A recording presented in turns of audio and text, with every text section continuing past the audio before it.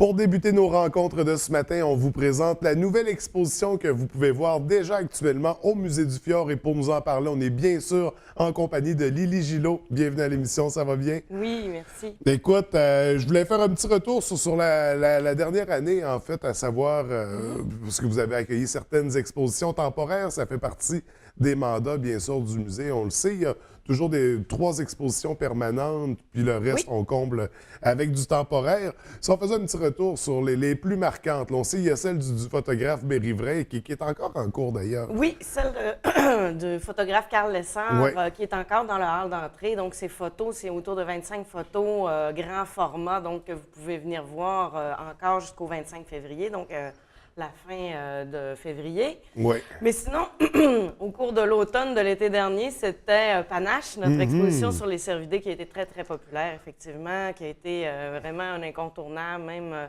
pour les clientèles touristiques, les clientèles de croisiéristes. Oui, On a eu oui. des coups de cœur là, pour cette exposition-là.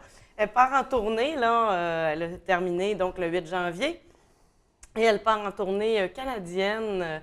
Donc, comme on parle des cervidés du Canada, on parlait aussi du caribou, Ouais. du wapiti aussi, qui touche plus l'ouest. Donc, elle va partir au Manitoba, là, je pense que c'est en mars ou en avril prochain.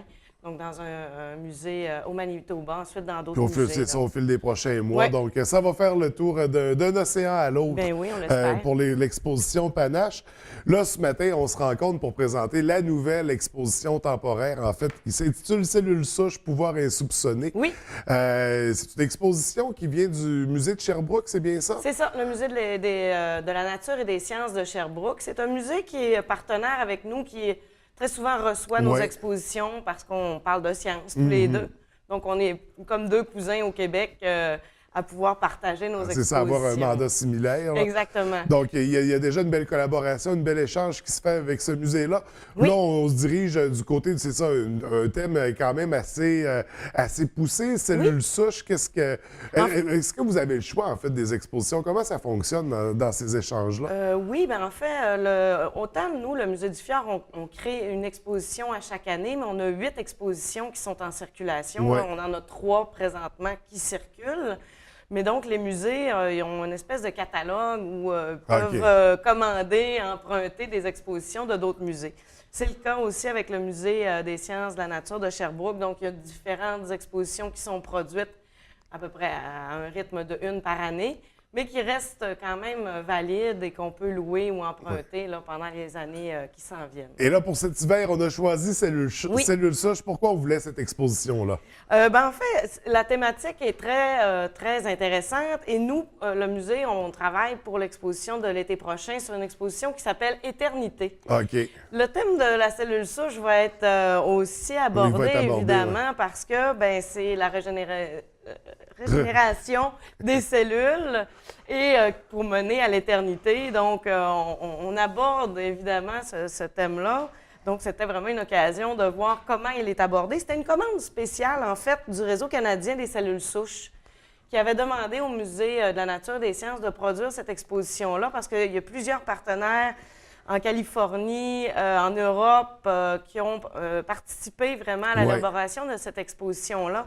Donc, c'est vraiment des fondements très scientifiques avec vraiment une information très juste et très précise. Mais qui est abordé d'une façon à vulgariser tout ça. Là. C'est ça, à exactement. simplifier. Parce qu'on parle de modules interactifs, Oui. on parle d'animation, il y a toutes sortes de... Des quiz, des écrans tactiles, vraiment avec des très grands écrans tactiles où on peut grossir des cellules souches. C'est le gros kit, là. Ah oui, non, c'est très, très le fun. Des vidéos, on a une espèce de petit laboratoire, une zone un peu plus labo, où on aborde justement c'est quoi les recherches scientifiques qui sont faites, c'est quoi les applications possibles. C'est extrêmement vaste comme sujet, c'est passionnant en même temps. Fait qu'il va intéresser autant le tout petit, l'enfant, que son parent qui va l'accompagner. Absolument, Donc, c'est une belle expérience, une belle exposition à vivre en famille qui va rejoindre tout le monde. Puis on la dirige vers quoi? Parce que là, on parle de pouvoir insoupçonné.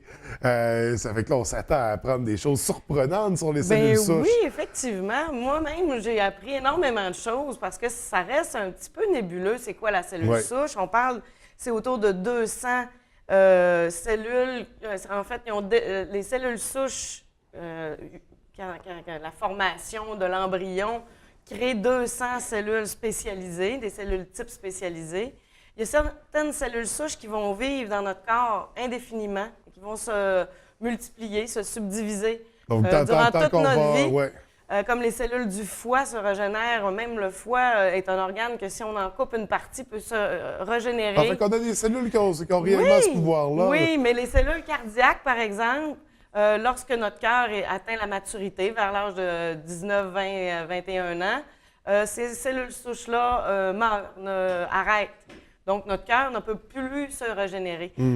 Finalement, les scientifiques, ce qu'ils vont faire, c'est qu'en laboratoire, vont essayer de recréer ces cellules souches, ces cellules souches types ou vraiment des cellules cardiaques pour voir comment réparer le cœur à l'infini en remplaçant, donc en rajoutant des cellules souches. Il y a déjà des applications pour certains traitements de cancer quand on parle de moelle osseuse. Donc, Bien, c'est un terme qu'on entend souvent justement dans ces milieux-là, mais sans vraiment savoir de quoi il s'agit, sans vraiment comprendre aussi ce qu'est une cellule souche. Exactement. Donc, c'est vraiment fascinant. Oui, On a toute la graine de super-héros, finalement. Bien, exactement. Comme nos cellules souches, nos cellules du système digestif sont régénérées à tous les 4 jours. OK.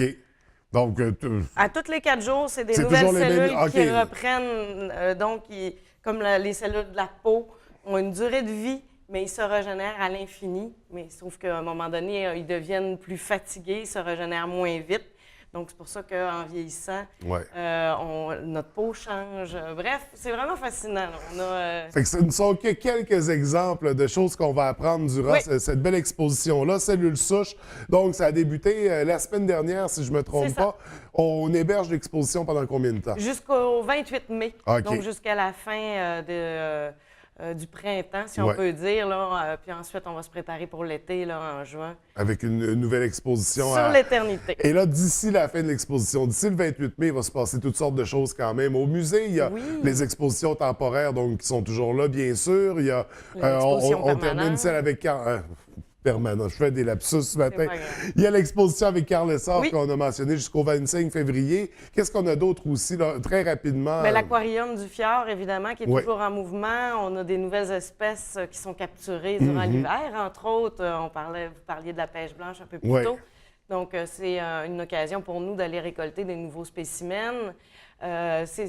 C'est très évolutif, là. Donc, si ça fait déjà 2-3 ans que vous l'avez vu, revenez, il y a des nouveaux spécimens, il y a des nouvelles espèces, des nouvelles animations aussi qui sont là. Et là, on a le Festival Fou de la science qui revient cette année. Donc, la semaine de relâche aussi, avec plein d'activités qui sont attendues. Donc, on prendra le temps de se rencontrer pour en discuter, mais là, on va se concentrer, bien sûr, sur Cellules souches, pouvoir insoupçonner, une exposition des plus intéressantes.